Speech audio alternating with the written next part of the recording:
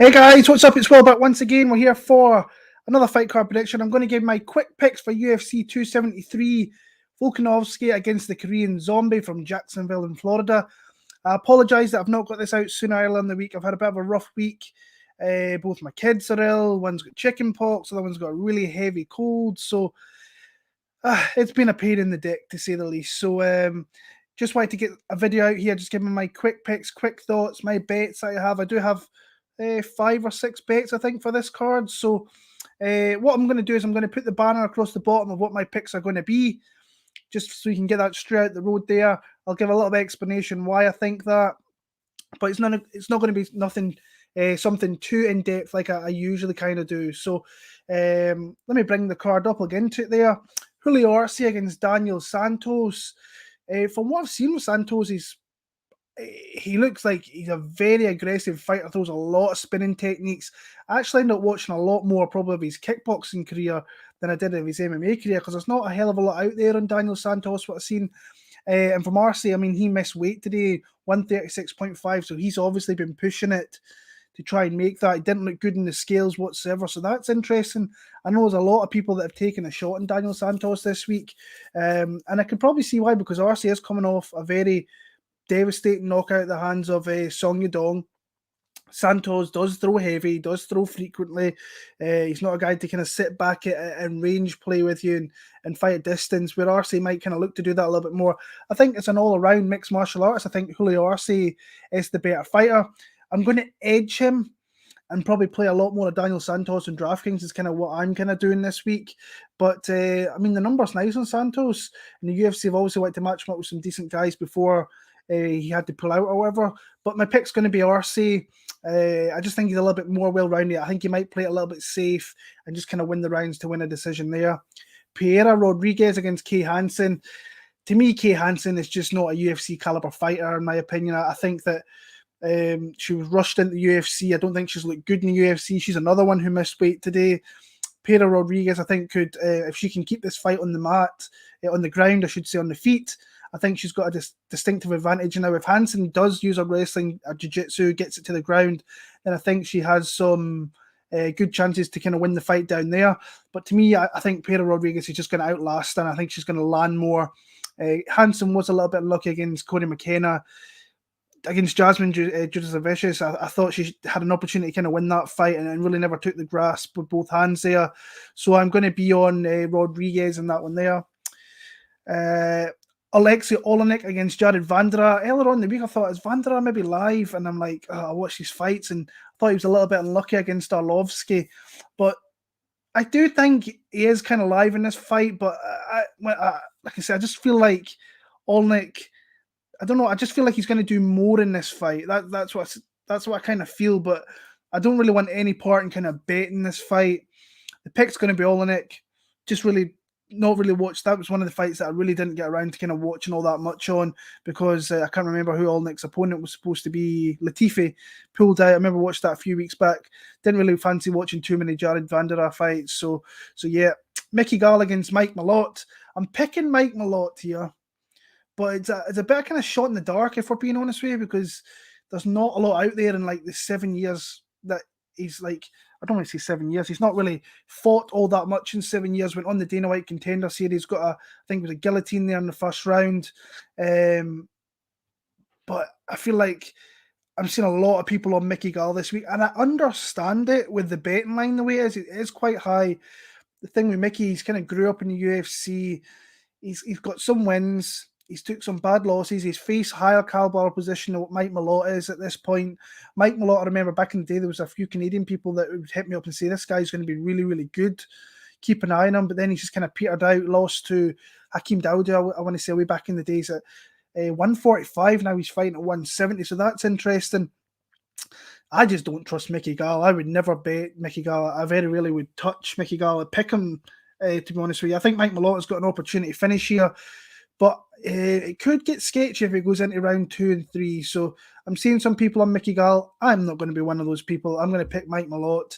I think he can stop Mickey Gall, actually. I think that he's a better black belt from what I hear from people that have kind of rolled Mike Malott, I think, and where he's came through. And Mickey Gall, I just don't really rate as a fighter all that much. So yeah, Aspen Lad against Raquel Pennington. Is this my first bet of the night? Yeah, it is. I've bet Aspen Lad. I bet her this afternoon. I could have got a better line the last couple of days. She was plus 162, jumped in at plus 150. I think Raquel Pennington can get taken down now. I don't know whether Aspen Lad can keep her there. That's the problem. I think if she can keep her there for large parts of the round, she can win rounds through that. But Aspen Lad, she's not been great. I mean, that Dumont fight, I just don't think she did anywhere near enough in that fight. She kind of she was very stagnant for 2 rounds, let the fight get away from her, looked like she didn't really want to be in there. So that's a little bit concerning.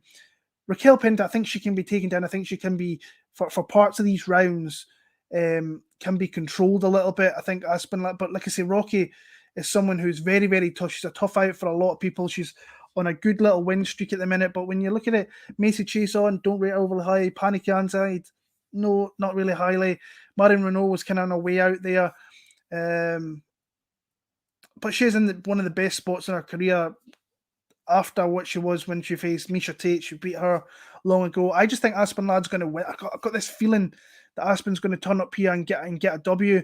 So, like I say, my money's down on her in that one there. And if you look at Raquel Pennington, I mean, she has been taken down in the past. Let me bring this up. I was actually just looking at this before I came on.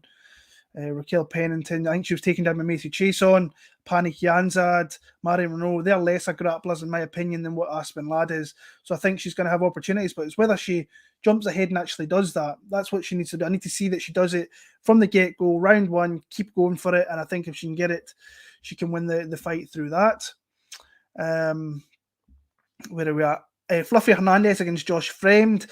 I'm leaning Anthony Hernandez, but I think that Fremd could give him some problems just with how big he is, but I don't really like his chin too much. I've seen that Robocop knockout, but he's long, he's very long-winded. He could possibly give Hernandez some problems early on in this fight. I'm just not, like I say, I think the bet line was high. I've seen like minus 200 on Hernandez. I don't like that number at all. I have seen some people, I know the UFC Bro Picks is on Josh Fremd. I just like kind of going elsewhere with my dogs this week, the couple that I've taken. So I'm going to take Hernandez. I think that he can outlast. I think he'll probably get a finish in the later part. So Fluffy Hernandez for me, I think he's going to get a 3rd round finish. Ian Garry against Darian Weeks. To me, this just screams an Ian Garry, like a set-up fight for Ian Garry. I think it's a really good fight for him against a guy who has some boxing, has some wrestling, has some toughness. You saw that in the Barbarina fight, especially coming in short notice. But to me, I'm very high on Ian Garry. I know a lot of people aren't. I've seen a lot of people say, oh, he's from SBG. And it's like, I don't think the dude was ever at SBG. He was at the KF team there in Ireland. So I don't understand why people just can't go and do a little bit of research and see that he wasn't at SBG. So, but what I do like what he did, got himself out of Ireland, went over to Florida, went to one of the most prominent gyms that we have in the sport right now at Sanford MMA, where he's getting looks in with Gilbert Burns, Jason Jackson. I think he did a little bit with Kamaru Usman. There's other guys as well. I think Michael Chandler's another guy. So he's getting good looks with high quality fighters that he will be learning. He's fully moved his life out to Florida, which I like. And and things as well, the guy's only been a pro for like 3 years. 24 years old. I think this guy's got a lot of promise. I think he's got a lot of things he can really move himself higher up the kind of totem pole welterweight. Give him the slow burn. I think Paddy Pimblett gets a lot of hype.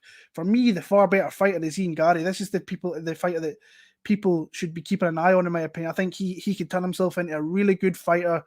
Talks a little bit too much, but he's coming from that, watching Conor McGregor, and he's seen how he did things and come up through that. I personally think Ian Garry is going to be a ranked welterweight at some point. I think he's got a lot that you like. I think he's got a good kicking game. We've seen a little bit of his grappling game when he took down Rostam Akman, a little bit of his takedown defense against Jack Grant. The Jordan Williams fight wasn't a good look, I don't think. I thought he was on his way to losing that round before getting the knockout at the end of it, was taking shots at will.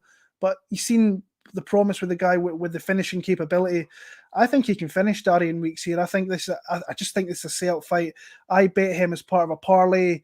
I got him at minus 225 before it ballooned to minus 350 a couple of weeks back. I've got him with a guy in one of the top 3 fights there. but I like him via knockout in the first couple of rounds. Vinc Pichel against Mark Madsen. I think this is all about kind of Mark Madsen early on, but then the grit and determination of Vinc Pichel kind of coming through in the later stages of this fight. Honestly, I'm very close to betting Vinc Pichel. He's like minus 110 here in the UK, and I'm thinking, right, between now and tomorrow by fight time, could I get a plus number in Vinc Pichel? Because a lot of people are on Madsen, and you can see why, because he has that grappling, he has that wrestling there that he can use. I just don't think he's going to be able to keep it up. I think Vinc is going to be able to grit him out. Vinc has not got a good takedown defense, but he does well to work back to his feet. And I think once he does that, I think he can land the cleaner shots, the nastier shots, the leg kicks, the nice long jab that he has. So I'm going to pick Vinc Pichel. That's where I think he's going to win a very closely contested decision. I think he might lose the first, but I see him winning 2 and 3 and winning maybe a split decision. If Vinc Pichel, like I say, maybe minus 110 might be the play actually still now. I'm very kind of tempted with that because I've got a feeling Madsen's going to start quick, gas bad, and I think Vinc is going to take over in the later stage of this fight. So Vinc is going to be my pick, possibly a bet. Mackenzie Dern against Tecia Torres. I'm a big fan of both girls. I like betting on Tecia Torres, but I've actually bet on Mackenzie Dern this time. I've seen too much. Now, this could easily turn out to be a fight where Tecia Torres could come out here and possibly win a 30-27, just land the quicker shots, because Dern is she is there to be hit, and she is definitely at a speed disadvantage here. She's not going to really be hurt by the shots of Tecia Torres because she doesn't hold all that much power, but she's very elusive, very quick. But I've seen enough in fights that I've watched of Tecia Torres getting taken down that I feel that if she gets taken down at least once, possibly twice here, I think Mackenzie Dern could submit her. And like I said, I've been a big admirer of Mackenzie Dern for a long time. But when you just look through the history, and I kind of looked into it a little bit, and I was like, I didn't realize Torres had really been taken down so much. But Van Buren, Angela Hill. Now, I don't think in the Angela Hill fight she was really expecting takedowns, so that's why she probably got taken down there. Marina Rodriguez, Zhang Wei Li, Jessica Andrade. Now, the last two I've mentioned there are former champions, so take nothing away from that there. Michelle Watterson, Juliana Lima, Beck Rollins got her down. I just feel that if Mackenzie can get her down now, her grappling or wrestling's not good, then I feel she can submit her. So I bet Mackenzie Dern a little ways back before it got to the odds. I don't even know what the odds are for that fight now, but I got it plus money. I think it was plus 110 I got her on. And the best line I think you can get in the UK here. So she's at minus 115 here in the UK now. So I got in there, I got some closing line value at least. It could turn out that Torres could possibly win here by decision. I know there's a lot of people on Twitter that are betting her this week. I like Mackenzie Dern. I think she submits Tecia Torres at some point in this fight. I think she gets her down more than once. She might get away from not getting submitted the first time. Second time around, I think that Dern gets her. So Mackenzie Dern via sub is going to be my play there. I bet at plus 110. Where are we at next? Khamzat. Are we at Khamzat Chimaev yet? Gilbert Burns against Khamzat Chimaev. I'm really looking forward to this fight. I'm just looking forward to seeing more of Khamzat, and he's getting a clear step up here, obviously, going from your Li Jingliang to a title challenger, and Gilbert Burns a top 5 guy.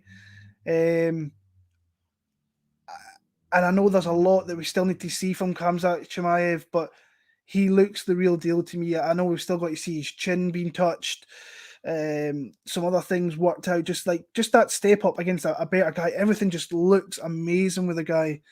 When you watch his UFC tenure, even before that, there was talks of this guy coming into the UFC and doing big things. There was people that mentioned him to me, and I've been a little bit like whoa, I'm not too sure about this guy yet. But it's hard to ignore when you see what he's did in his UFC run. And like you say, I'm just glad he's back, because we had that time where he kind of quit, not quit, but he had long COVID. I think it was really bad, where he'd be coughing up blood, going to the hospital, then stupidly going to the gym afterwards. But the guy looks like he's got everything from some of the pros that I know he's rolled with and grappled with. Super strong, one of the strongest guys they've felt. I think Gilbert Burns, obviously, I think if he was to get it to the ground, I think that's where he'd want the fight to go. But I think Khamzat could could roll with him down there, could stay fine and be in spots there where he doesn't get submitted. I'm a little bit wary of Gilbert Burns' chin. I think that he's there to be hit.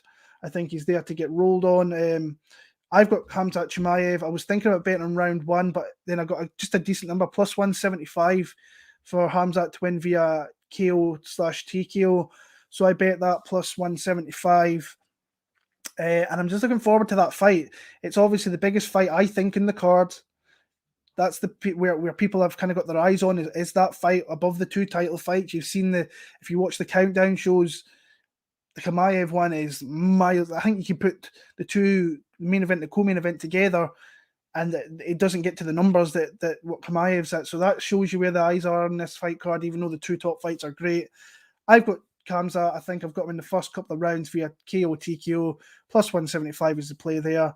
And then Dana White came out today and says, well, the next fight could be Colby Covington. Love to see that fight, because then that is an elite guy in that division, and we'll see where Khamzat is. Would love to see that fight. But Khamzat via KO is the pick there. Rematch, Aljamain Sterling against Petr Yan. You guys know I'm a massive Petr Yan fan. I've got him to win the fight here. I think it is going to play out different from the first fight. When I rewatched that first fight, and when I was watching it in real time, I was like, right, Jan's taken over. But when you kind of sit back and watch, Sterling was having spots in that fight, but I think he realized that he couldn't use his grappling. So that's why he was throwing endless amount of shots there. And really, he could throw as many shots as he wants. The more decisive blows in that fight were being landed by Petr Yan. You probably give Sterling a couple of rounds there, but eventually Petr Yan was like, this guy has really got nothing for me. He was taking him down. He wasn't scared to get in there and engage. Aljo was still throwing a lot of output, but you could tell that his will was waning big time. And he was, I don't want to say he was looking for a way out, because I don't believe that. The thing that obviously kind of annoys everybody is just the way he acted afterwards. But the guy did get kneed in the head. Petr Yan's fault. Aljo deserved to get the kind of belt, even though he probably, it's kind of shit to say. I was pissed. After that fight, that's one of the fights where I've been raging the most out of anything, because I had that money in my hands with Petr Yan. He just decided to piss it away with his stupidity and his kind of lack of fight IQ, which is silly. I think Petr Yan's going to come out here. I just don't see where Sterling's going to have an edge. And I'm seeing all these people, he's in great shape, this, and great shape, that. I mean, he was in great shape in the first fight. You look at him at the weigh-ins before there, he looked amazing going into that fight. Now, the expenditure in the first couple of rounds maybe gassed him out. He can maybe sit back here. I just think Petr Yan's going to pick him apart. I really do. I think he's going to knock him out. I think he's going to stop him. I bet this back a couple of weeks ago. I think it's Petr Yan. I think it's plus 140 inside the distance. I just think eventually he's going to break Aljamain Sterling, and he's going to have ample opportunities to get this guy out of there. So I'm picking Petr Yan. Plus, Aljo's coming back off a neck surgery. Like, that's not a little thing to be coming back from. So I've got Petr Yan. I've got him inside the distance, inside rounds 3, 4, or 5 is something that I think could happen there. So hopefully that comes to fruition. Alexander Volkanovski against the Korean Zombie. I've got Volkanovski. Would absolutely love to see the Korean Zombie win this fight here. I think it would just be a great story all in all. I think that just the longevity, the fights that he's given us, the special moments that he's been giving us, the knockouts he's had, the fights he's had, the knockouts against him. I mean, the guy's just one of the fan favourites of the last decade, 10, 12 years from when he was in the WEC. But it's a tough task here to kind of come against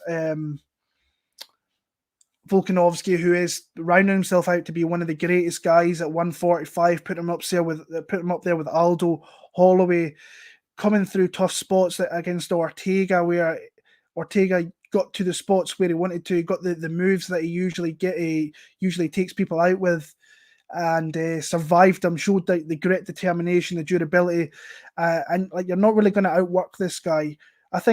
To me, I thought Holloway actually beat him in the second fight. I really do. I watched that fight back, and I still think Holloway does enough, but it's a close fight at the end of the day, stuff like that. You've got to be decisive in your rounds, and I think even if they rematch, I think what's going to happen is going to be much of the same. It's going to be a very close fight where both guys look like they could have won. I just don't see, not unless Korean Zombie lands something on the chin here, gets an opportunistic submission. I just think he gets outworked for 15 minutes. I know Volkanovski's come out and says, I want to finish dudes, I want to finish guys, get back to doing that like he did earlier in his days over Mendes and so on. I've got him to win via a decision. I think that he does enough over the 5 rounds. I can see a 50-45 here taking place. I was contemplating maybe betting him inside the distance, but for me, I think decision is the most likely outcome. But Zombie could get overzealous, he could get over-aggressive, he could catch a shot where he doesn't see it coming. And like I say, he can be knocked out at any point. We've seen that in Yair Rodriguez when he threw that kind of Hail Mary elbow, caught him right in the chin. And I think that Volkanovski does have the power to really hurt him. So, but my official pick is going to be Volkanovski via decision. You've seen that I put my bets on there. Dern plus 110, Lad plus 150. A little bit iffy. Like, that's 2 women's MMA fights, but I like the dogs in those spots, so we'll see how that goes. Khamzat, Garry minus 124. That's my biggest bet of the night. Yan inside the distance, Chimaev via TKO plus 175. I like my spots. If I'm going to add one more bet, it might be Vinc Pichel. I would love it if he gets to plus 110, plus 100, because that line has been coming down. Madsen's been bet down from, I think, the plus 150 range to where it's pretty much a pick 'em now. But tomorrow, depending on how things go, I might actually add that Pichel, even if it is at minus 110. Would love a plus number though. So that's my quick picks. Again, guys, I'm really sorry that I didn't get a kind of more detailed version out early in the week. Family things, my kids, one's got chicken pox, the other one's got the cold, a very, very bad cold, my youngest one. So I've been having to look after them while working as well. So apologies. I'll be back next week a little bit earlier than what I've been this week, because we're like Friday night, 10 p.m. I'm just about to go to bed. I have work in about 7 hours time. So I just wanted to get something out for you guys, because I felt really bad because it's a big pay-per-view card. So I much appreciate you guys sticking around. I'm going to go into the chat and just say hello to everybody there. Moy's audio. Hope you're well, brother. Female Figgy. I like it. What's up, Rogue Strummer? Hope you're well. Jack Attack. Hope you're well, mate. Gall is a real ass. What's that? Gall is a real ass dude certified. Yeah, bro picks. Blow picks. UFC blow picks. But like I say, I'm not betting those fights. Hopefully Justin wins some bets there. Not for me though. Dennis going to pull guard and sub the blue belt. I would love that, mate. I think that would be. I have this feeling she's going to submit her. So yeah, kind of go on there.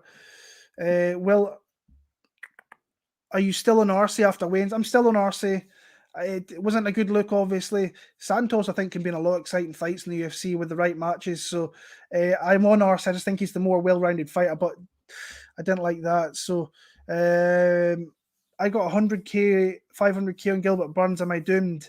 I think you're talking out your backside there, my friend. But all the best to you, because if that lands, then you're making some serious bank. But yeah. Thank you for the bets. Hopefully I can cash some. Tecia Torres has a better strikes. Landed. It's true. It's absolutely true. Like I say, I can see why people on Tecia Torres, especially that pick 'em odds. I just like the Mackenzie Dern side. I think she's going to get this fight to the ground and sub her. That's just like what I like there. Greetings from Peru. I don't know why you like Lad over Raquel. Maybe just value, since when I watch Raquel Pennington fight, she can be taken down. And I think this is the best girl she's faced in a long time that can control her there. Because I think that's the only real thing that Aspen Lad really has. She's not really going to outstrike or really hurt Raquel Pennington in the feet. I think she's going to get takedowns, and I think she can win 2 of the 3 rounds through that grappling, through that top time. That's kind of where I'm looking at there. So yeah. The play is Marco sub. No, I like Vinc Pichel in that fight. I think he's a hard dude to fight, and I think if this gets by round 1 and Marco Madsen's gassing, then I think that he's in a lot of trouble. So, guys, that is going to be my picks. Again, apologies it's out so late in the week, but until next week, guys, all the very, very best. Enjoy the big pay-per-view card when it comes around tomorrow,